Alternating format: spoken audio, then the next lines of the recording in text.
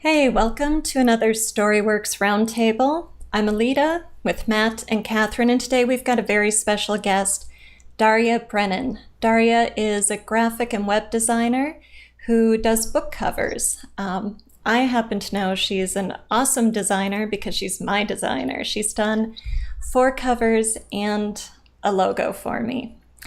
So Daria, welcome. Thank you. It's very nice to be here. Thank you. And I see that in 2006 you got a degree in economics, but now you've come down a different road. Yes, definitely. Even before I got my degree in economics, I knew it was just not for me. So decided to take another road, and I got a degree in web design and graphic design. Working first as a web design, and also decided I'm not finding myself very well in that career, which was actually going pretty well. And then I discovered book design, which was actually completely by accident, doing a favor for a person I knew, and it became passion. That's awesome. Yeah, it is, and I'm glad it became your passion because that worked out really well for me. Okay, and you also have won some contests with your designs, correct? Yes. Yeah. That's how we met, actually, I believe. Right. Yes, we met through 99 Designs because I actually ran a contest for my book cover, which you won, and we went from there. So this is the first cover you did for me. Yes. The Murder in Skog Hall. So pretty. Isn't it? And then we have Dark Corners in Skog Hall. I'm trying to make sure they're centered so they don't get cut off. And then we have A Stone's Throw. That one's my favorite. Yeah, isn't that cool? Mine, actually. Yeah, isn't it awesome? And then you did my typewriter logo, and the 4th cover is in production, so that will be out top secret this year. I know. Well, you guys know what it is. You've seen it. But yes, for all the audience, it's top secret. All right. So to begin with, why don't we chat about writers doing their own book covers? Good idea or bad idea? Who wants to weigh in first? Yeah. Did you guys had any ideas of designing your own covers, or? Yeah. So I mean, as far as people designing their own covers, I think there are some people who have the skills to do both, but I think in general most writers don't, even if they think they do. I know myself well enough to know that I'm a terrible graphic designer, so I don't even try. Me too. Yeah. Okay, it's very fair to admit that, actually. All right, so I actually designed my first book cover myself. Now, I had a boyfriend at the time who's a wonderful photographer and an expert in Photoshop, so I did have really good support. This is my first cover. Okay. It's not bad at all. It's a great contrast. For example, typeface that you use I like, and a good contrast of a font and a background, which makes it really, really readable. It's just, I would change the alignment of the title, definitely a little bit. Yeah. Okay, good. But it's not bad at all. And we have the ripples on the water from the stone's throw on the back. So this, Nice. so I had a concept in my head about what the book is about and what I wanted to kind of portray on the cover. And because I was working with what was available to me, this is a total confession. This was kind of a secret, but now it's not. This is me on a park bench in Loring Park. So if you know Minneapolis, that's Loring Park. And as I said, my boyfriend of the time as a photographer. So we went on a photo shoot, and I tried to wear something I thought my character would wear. And that sweater is actually green, but green didn't work for the cover. So a little Photoshop, and my hair is not that dark. So again, Photoshop. Right. And I'm glad you don't hate the cover, Daria. I'm glad it got a not bad. Because when we did the German translation, my translators thought this would actually go over better in the German marketplace.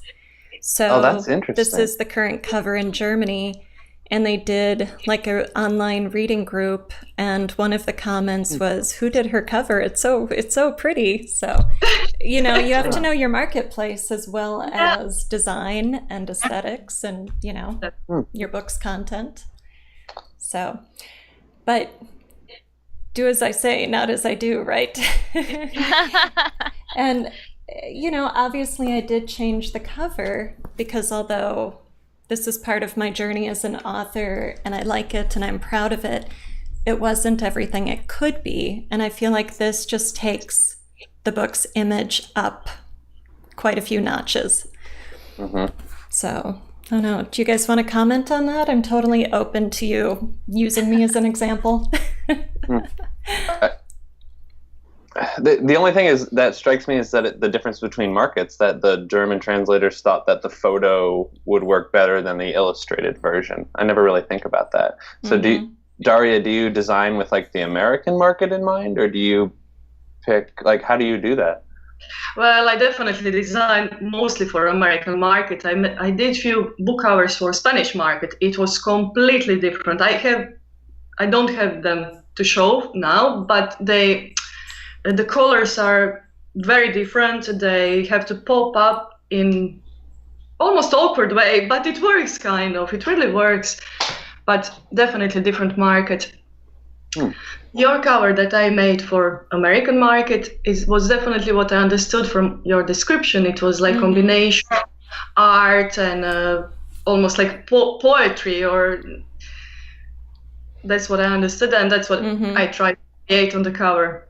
And I do really like that cover. I'm proud of it. Yeah, me too. I think it's an awesome cover. And it was, you know, one thing we can comment about doing your own cover is your resources aren't as great as a professional designer. Like, I did not access any stock imagery to do this. I didn't really know what was out there or how to pull it all together. And so this shows one of my characters in one of my settings, whereas here we've got the Minneapolis skyline and the London skyline and the two women, and it just really pulls together more of the thematic material of my book, and the coloring, the sort of watercolor painted feeling, all of that works beautifully with the book. And those are things I couldn't have accomplished because I don't have the know-how, you know? Yes. Well, one of the reasons actually why maybe authors wouldn't be able to design their own covers. Okay, you mentioned the lack of skills, which is of course important, but also to have a kind of a software to make it. If you don't have a Photoshop, okay, maybe try with a GIMP, which is free. But often, and the most important, by my opinion and experience, is that authors are not subjective when it gets to their book cover. So soul and heart is in the book, and they maybe have an idea they want to transfer on the cover, which might result by too crowded cover or not eye-catching cover, but the cover that they think it represents their book. So maybe that would be the biggest reason why maybe authors should stay away and observe how the cover is made objectively and comment it, and then bring their ideas in, and in cooperation with the designer actually make a perfect cover. So when you're working with an author then, and they have their ideas that they bring to the table, how much of that do you take and how much of it do you just kind of, like, do you try to get everything that they want and then show them why it doesn't work? Or like, how much do you take and how much do you leave, kind of an idea? Well, the thing is, actually, I take most of it. It's just the way I made the priorities. They think that everything is equally important, which is in their eyes, and in the reader's eyes, probably as a part of a story. But on a cover, it can't be all equally important. There is one main element, and everything is built around that element, which makes a point, which makes the cover stand out, because you don't have to read the story. That's the thing. So you're kind of editing the story in the cover form, whereas like Alida would edit the story's content, you would edit it for visual content. That's kind of cool. Very well said. Yes, exactly that. Yeah. And authors always want like all the symbols in the book like represented in the cover, but that probably works against them because, like you said, it becomes too crowded because they try to put everything in there. Exactly. There is maybe one or two, maybe three main characters in the book, and there is let's say, a river, which is also important in the book, which has a certain shape, and behind the river it's a tree with a certain shape, and it has to be on the cover as well. And behind all of that could be birds flying in certain shape. It's too much. It's just too much for the cover. So you have to decide what's the main theme of the cover and build around it slightly in the background, so the readers will get a feeling that actually is author trying to tell through the cover. But that general idea really works for the market purposes as well, which is very, very important after you finish a book, of course. So what is your process for working with an author? Like if an author emails you and says, I want a book cover, kind of what are the steps you go through to go from first contact to finished book? Yeah.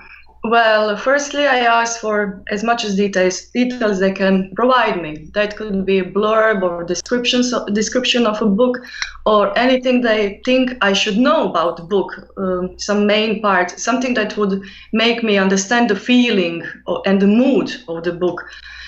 I usually ask the covers as well, links maybe to the covers that they like, which would represent also the similar mood that they want to show on their cover, or even book covers that they don't like. That's also a very good idea. After that, after I gather all the information I can get, I actually start working on the draft design. But actually, before that, I start looking for stock photos, imagery that I'm going to use on the cover, which is actually almost the longest process in the book cover design, just finding the right photos. And then making the draft design with those photos, and after that, actually, after I send the draft design to the author, the real work actually starts. Then we get a real discussion. Does he like this or not? Is it the correct, for example, if I use the colors to describe the mood, to communicate the mood of the book, is that correct color palette that I should be using, or should we switch to something else? So it's a process, but... Have you ever had an author say, I want this, and you thought, that's so the wrong direction, that's just going to be terrible, and then have to kind of steer them away from their concept? Actually, I didn't, because usually authors do lots of research before they contact me. I guess they check lots of cover designers online, they check their work, what's maybe currently on the market, maybe bestsellers, and they have pretty good ideas, I would say. Good. Yeah. Good. Yeah. Do you guys have any questions about design process, or experiences you want to share? Well, I noticed that all of Alida's covers have people in them. Is that common, or does it depend on the genre?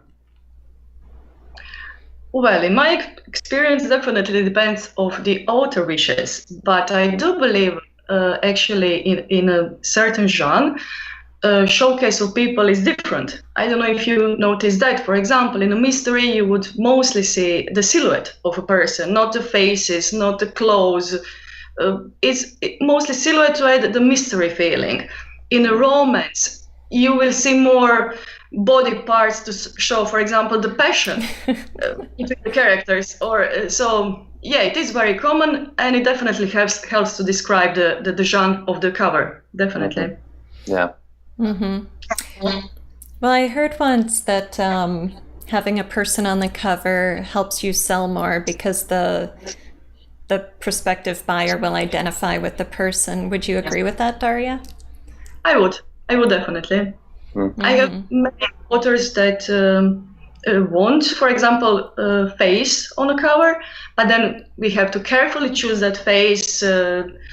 Mainly, if our author likes that face, that's perfect. Mm-hmm. Because, as I said, mostly my authors are quite prepared when they come to me, and they almost know exactly what they want. Mm. Right. Yeah, you can get into trouble showing faces, though, if you do a series, because if you're using stock imagery, you don't know that you'll have enough images of the same model. So like this Jess and this Jess are different people, but we don't see their faces, so it works. Mm-hmm. You know. Yeah. I know Brian Cohen, on his Ted Saves the World series, he actually found a couple of models and hired them and did a photo shoot and just did lots of outfit changes, lots of poses, lots of shots of these two models in that one day, so they have the same faces, that, you know, they haven't like aged or cut their hair off or anything. So he would have lots of imagery of his own for his covers. You know, so if you aren't prepared to go find your own models and hire a photography studio, showing faces can get tricky. Yeah, that's definitely a big project for indie authors, I would say. Mm-hmm. Something to hope future or something, yeah. Yeah, definitely. What other pitfalls do writers need to be aware of when thinking about cover design? By themselves or when hiring a designer? Just in general, like if you're conceiving what kind of cover you want for your book, is there anything to steer clear of, or, you know, any... Like no. Faces would be a pitfall. You might really want to have your character's face on there, but then that can create problems later. Yes, but it could be, since today one person usually has a stock photos of the pretty much the same model, so it is easily to find the same person. You just have to be prepared that is upfront that it's going to be a series. That's the main thing when you're planning something like that. So you can make also different kind of poses. For example, you will show a full face in one series, maybe the profile in a second one, and just play with the poses like that. Mm-hmm. Yeah, I found when we were doing Murder in Skog Hall, I was looking at a lot of stock image sites, and there might be women who had the right hair or the right physique to be Jess, but they were like in a really flowy romantic gown or something, and it's like, no, you know. So there were things about them, not the background, that just wouldn't work on my cover, even if the face was perfect or the hair was perfect. So it was more challenging than I thought it would be to find, like, oh, there's my character. Yeah, well, that's actually easily can be changed. You just need a hint of a stock photo that you can use on a book cover, and everything can be built around that, the hair, dress, everything. Photo manipulation is really great, yeah. See, this is why you need a professional designer. Yeah, right. She can do these things. Yeah. Imagine, totally. Like, to have the imagination to take two photos and be like, oh, no problem. Like, that's fine. Right. Just make it work. Of course. Yeah. Isn't that I kind of want to go back to, you said that your authors come really prepared to work with you. Like, what kind of preparation do you suggest for an author who wants to work with a designer? Like, what should they come prepared with? Well, definitely go through the portfolios of other designers and book covers that you like. And actually, my advice how to, before reaching the designer, and how to decide to which designer you want to hire, maybe go through the portfolio and the style you prefer the most, choose that designer. Because it's the biggest chance it's going to get your style and what you actually want. That's first. And second, as I said, just think for main elements of the book. Do you want a scene on a book, which of course it can't be like very rich scene showing too many things, or do you want to show your cover presenting some kind of a symbol, which also adds a mystery, and reader would probably ask, "Ooh, what's this?" It's it just provokes a little bit imagination. Mm-hmm. So that's pretty much it. And then after finding a right designer, you think the designer you think it's right for you, through the conversation, everything will set on its seat, definitely. You mentioned earlier about mood. How important is mood? Do you think mood, for instance, trumps symbol, or mood is more important than, another element on the cover? No, mood is extremely important. After all, it defines the genre of the book, of the cover. Right. Yeah. It's very, very important. And mood can be achieved through colors, of course, contrast, typeface that you're using. Many elements are defining the mood, which defines the genre, which is the most important thing in design, designing book covers. So then you really want to find a cover designer that works with your genre. Yeah. Sounds like, anyway. Well, don't most designers work in multiple genres? Would you say? I believe that. I believe that too. There are a few really, really good designers specialized in, let's say, paranormal, fantasy, mystery, but most of them, they do everything. That's what makes the job really interesting. Right. So you have to know going into it, like, what your genre is, what mood you want to evoke, all of that. So maybe that's something you could come prepared with. Definitely. I have my own preparation before starting a new design. Although, for example, I designed a thriller mystery, let's say a month ago, and I have another cover that I'm designing right now. I will go again through the trends, new covers coming out, everything new that is happening. I go through all of that. Every time I start a new cover, I completely go through all of it. Wow. That's awesome. That is awesome. Yeah, and I just want to say, to highlight what you're saying, Daria, about your research and your preparation, one of the things I love about working with you is that I bring you my concept, and I'm pretty darn specific. Okay.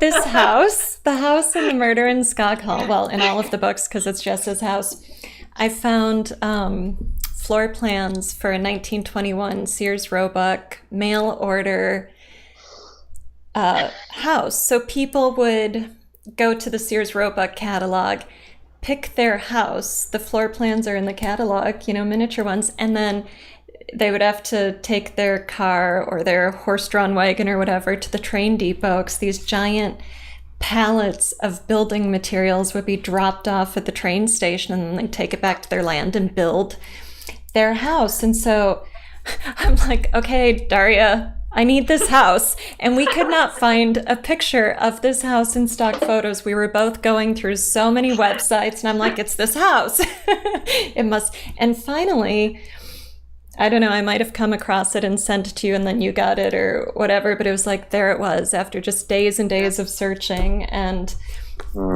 for this one, again, poor Daria, I'm like, I need this house. It's where the murder took place. So stock imagery again was failing us. So I got on Facebook and said, I need a double barrel shotgun house. Does anybody live in New Orleans with a camera who can take a high-res photo? And my sister-in-law has a friend who's a photographer in New Orleans. So wow, we got hooked up. So Oh gosh, he and I and Daria, so David Nance, the photographer, we were emailing and he did some scouting and sent us lots of pictures. And I'm like, okay, I like these houses, Daria. Well, these work in the design. So it's this great collaborative sort of quest to find my houses and my road sign. This is the real road, the Great River Road, scenic road on the Wisconsin side of the Mississippi. So I love how collaborative Daria is, and I don't know if all cover designers are that way, but it's so much fun working together. Yeah. Finding the house for the house, it was unbelievable. It was so much fun. As you said, almost like a quest. We have to find a house. Yeah. Well, it's a haunted house story, so it's like the crux of the book. Yeah. Totally. It's definitely a part of the process that I really like, because you spend all this time alone writing the story, and then the design process for the cover is so collaborative. It's a nice change of pace, and also like you get to see something you've been working on forever by yourself come to life in other people's hands as well. Mm-hmm. So it's a really fun process. It is. Yeah, it's really magical, you know. Mm. Yeah. Cool. Any other thoughts before we look at those covers? All right, I'm going to share my screen, so just let me know. Okay, so Daria, you sent us these two covers. Do you need to say anything by way of setup? Well, I want to say about these two covers, they're both listed in woman's fiction, which is kind of always, which is good. Mm-hmm. And I would like to discuss a little bit the difference between a right and a left cover. Okay. Cover on the right side is absolutely properly done. Great combination of typeface, colors, contrast. It's very visible in a small size, and it completely speaks its genre. And the cover on the left side, it's a very nice and original design. But there is one thing that is missing, and it's actually a contrast, which makes title and main graphic kind of not recognizable in a smaller size than this. Mm-hmm. So this cover likes its contrast, which can be fixed, of course, by adding one or two maybe colors, or a little bit tweaking a color palette or something like that. Mm-hmm. So I just want go through this first pair of covers by myself, and now when you show the next covers, I would like us to go through it together. And if anyone have questions about these covers, feel free to ask. Mm-hmm. Shoot. Sure. Well, I'll just say I think the copycat cover is very difficult to read.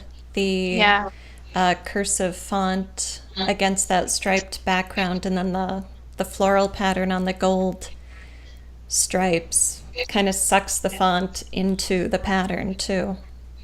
Exactly, which is all because of lack of the contrast. Mm-hmm. Yeah. Little bit tweaks to be perfect, but it needs more work, I would say.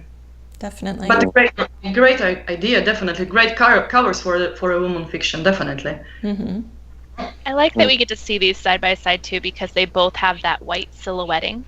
Mm-hmm. So you kind of get that both of them have a similar kind of concept, but yeah, one definitely pops more than the other. Mm-hmm. Yes. Definitely. All right, two new covers. So do you want us to comment on them first? Yes. Okay. Yes. And can you try and guess the genre of these covers? Well, mystery thriller. Mm-hmm. Yeah.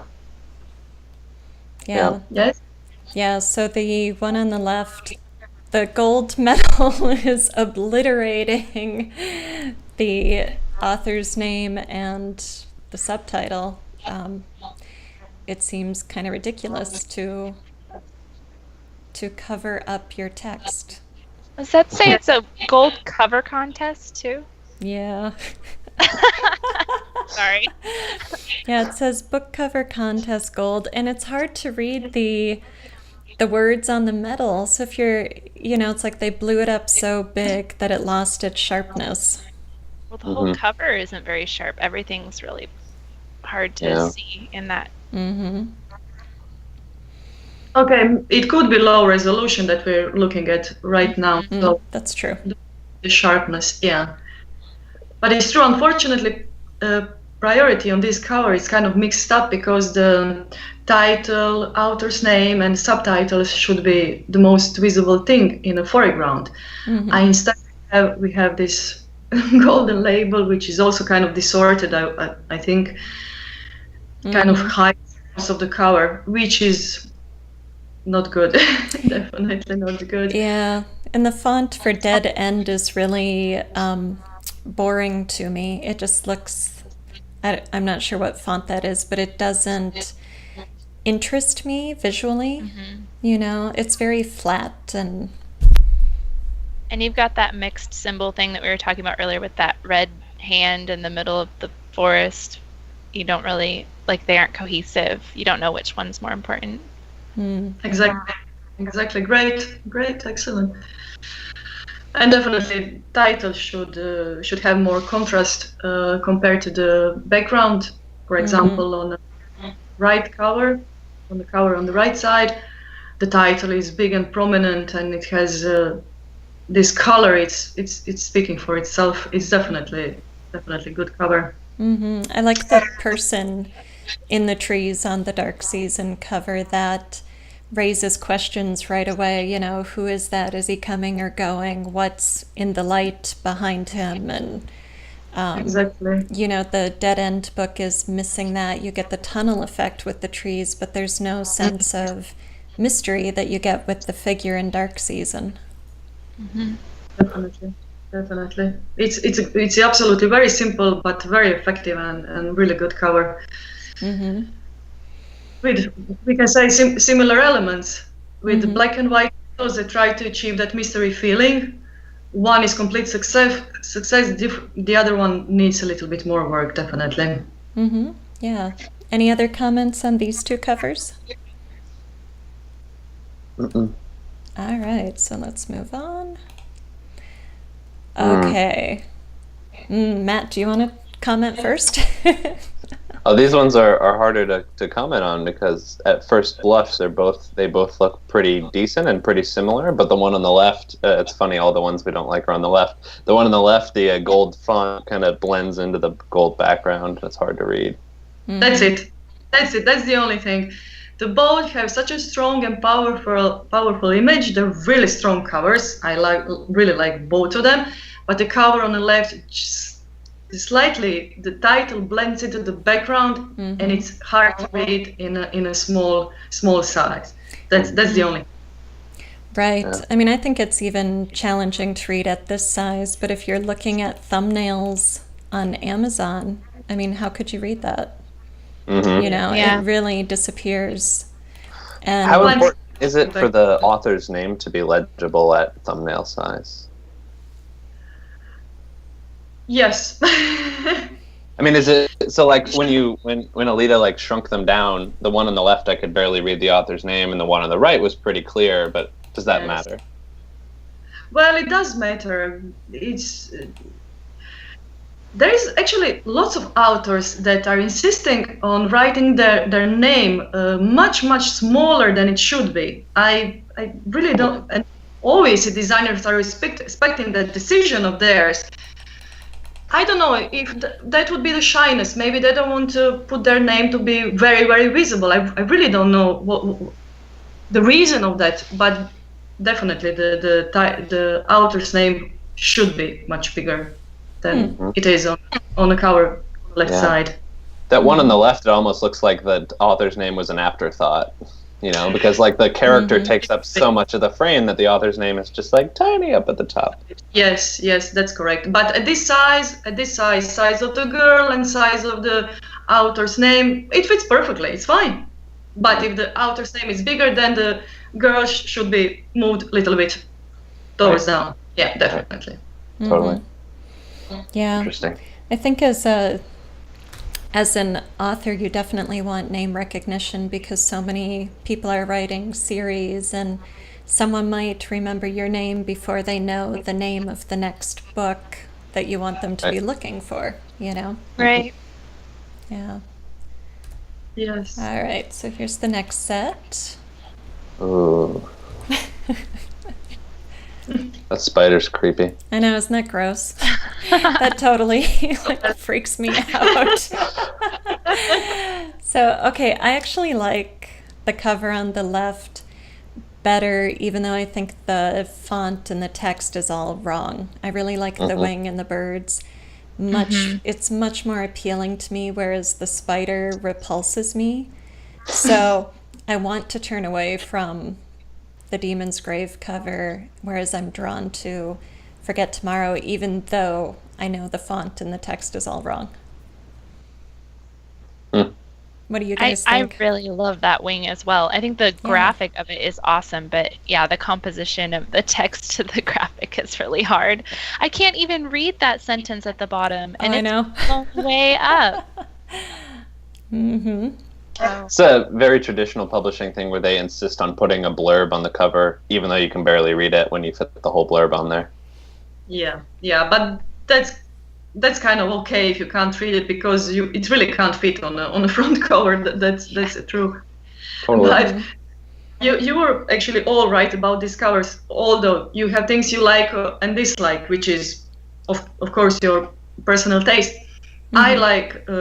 I chose these covers because the both graphics on the cover are really strong. They're making their point. Both of the covers, they're speaking very strongly and loud, communicating really, really well, by my opinion. But the only thing is the cover on the left side, it has such a small title. That's the only thing that I would change on this cover, while the cover on the right side has a big prominent title, as it should. Yeah, I don't know what you guys think of this, but the tower on the Demon's Grave cover bothers me because the peak of it is right where an earring would go.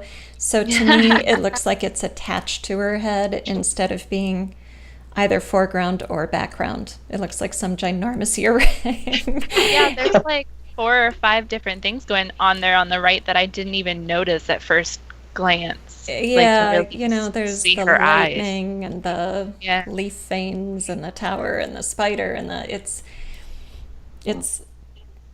a lot actually going. Yeah, it is a lot.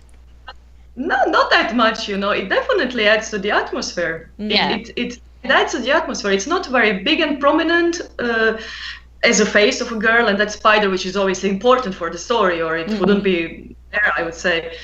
I didn't read the book. I don't know what it is about it, but it adds that element of creepiness, I would say. Yeah, it gives you the mood for sure. Yeah, exactly, and it's a little bit aside. I think it works really well. But okay, you mentioned the tower going into the ear. It's it's good. That doesn't really bother me as much. I just think it's kind of cool that they put all the other elements that probably the author wanted on the cover, but they're so minimal in background that it does take a little bit, like it has a lot of depth to it. There's you feeling back layers, which I kind of love. Right. Yeah, you do definitely get layers, and it takes time to notice everything because I'm so, like, the face and the spider jump out so much. And then there's the spider is kind of like a train wreck thing because of the fear. It's like hard to look away from it, and then I have to move my eyes around the right side of the cover to get away from the spider. And it's like, oh, look at the veins and look at the tower and look at the lightning. So it's kind of a journey through those images. All right. Another set. Talk about another wow image. Yeah. Breast cover, that'll catch your eye. So definitely horror stories, yeah? The font of the effects on that font on the left cover are really cheesy. I don't know if I would call it cheesy, but absolutely inappropriate for this genre of the book.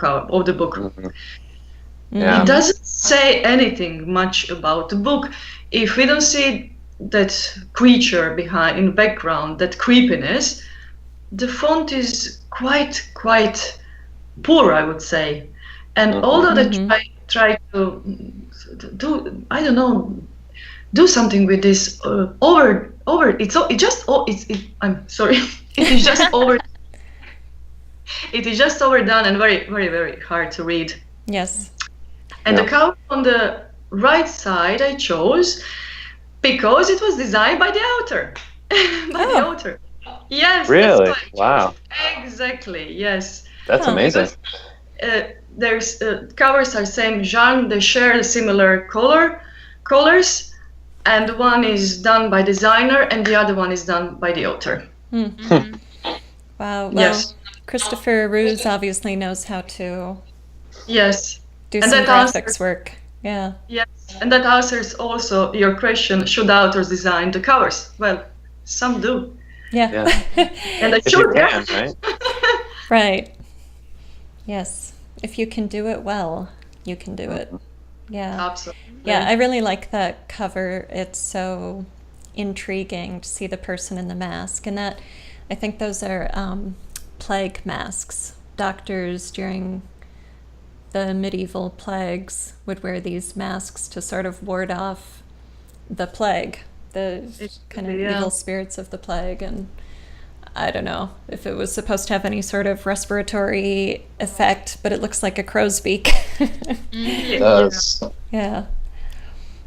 No, and then the posture of the person with it, man, is creepy all on its own. Yeah, very creepy. Yeah. Cool. Other thoughts on these covers? No? All right. There we go. Okay. So, here we have, two covers, also same genre. They're both science fiction. I never would have guessed science fiction for the one on the left. Yeah, that's what I was just going to say. I know. They actually have to spell it out at the bottom because nobody thinks it's sci-fi until it says a science fiction short story. Mm-hmm. Yes. Well, and that's the... Sorry. Yeah, you don't know if that's the author, like is that his author photo and he's just using this for a cover because it's a short story and he didn't want to buy a cover, or is that guy supposed to be the last cyborg, with his glass of whiskey or whatever in the snow? It's a little confusing. The intention of this image is you can't read its intention, so you don't know why would I want to read the story, I definitely agree. The story just doesn't relieve its genre, and that's it. And the glass whiskey just adds. That's it. That was their decision. They went with that one. Although the cover as itself looks really good, but it's just as if it's genre. It's just as if there is nothing wrong with the cover. Everything is right. The title is prominent. It's easily to read. The contrast is excellent, but it just doesn't fit the genre of the book. Right. Which is a very, very big problem. Yeah, the mood seems to be cocktail party, which I don't think they really wanted to get there. Yeah, or if Hemingway lived in Canada instead of Cuba, There you go. Yeah, so the Richard Fox cover, The Ember War, is really nice. I mean, I definitely get a sense of what this book should be about based on the cover. It's pretty straightforward and even military down to the sci-fi. font. Yeah. Yeah. No, it's excellent. It's excellent. Strong industrial font, colors, mood. It has everything that science fiction cover should have. Great. All right. Oh, this is cool. Now, these are two book covers. They all designs are absolutely brilliant in both of them. There is nothing wrong with any of these two designs. It is just a stock photo that has been used on the covers. It's unchanged and it's very, very noticeable stock photo. And this is what happens when you get a stock photo, put it on the cover completely unchanged. That's what you get. one book cover is by the best-selling author, and it's very well known, and the other cover appeared just recently, I would say maybe 6 months ago or something. I'm not sure, but something like that. It's very recent. So that's a problem you can have by using just one unchanged stock photos on your book cover. Yeah, it was really confusing to me when I first saw this because I thought it was the same book and not just the same figure on two covers. And I was like, broken pieces, broken places, doll parts, are they all part of a series? Is it the same series? Wait, but the authors' names are different. So I really had to puzzle it out. So if I were shopping for a book to read, I would probably think I already owned the book if I had one and then saw the other one or something. Yeah. That's it. I just wanted to warn about that. Those kind of scenarios that are happening, unfortunately. Yeah.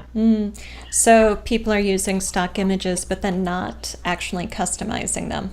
Customizing them, yes. Just not even cutting them, obviously. Right. Do you think that happens when authors get one stock image and make their own covers, or do you think there are, shall we say, amateur designers who aren't, taking it far enough? They're not even amateur designers, they're professional designers, some of them. Yeah, sure, because this is work of professional designer. As I said, designs are really good. This is not a work of amateur or author. It's a work of a professional. Just it needed few things changed so it would make a difference from original stock photo, because as I said, it is very, very recognizable. And as you said, it's not very likely that you would forget something like that when you see a book cover, that you're going to forget it, because it's very catchy. Yeah, it is, definitely. So I guess writers should, make sure that when you see your covers, it's, the stock images have been changed. Interesting. Cool. So thoughts, Matt and Kathryn, on what looking at those covers side by side showed you? No, I mean, it was really educational. I mean, I like the tour, obviously, but I mean, it's nice to see them side by side and talk about them, because then, you're putting what your first reaction is into words, which is always nice, because I think a lot of authors, just people in general, right? They have a good gut feeling for a book cover, right? They see it, especially people that have been reading their whole lives, but they never really know how to put it into words. And I think authors suffer from that. When you're communicating with your designer, you need to know how to put those things into words. So it's nice to go through that. Yeah, it is, definitely. And thank you, Daria, for curating those, for putting the photos together and doing that for us. Cool. Yeah. Other questions or anything else we want to talk about with book covers? And no? All right, I guess we're wrapping it up.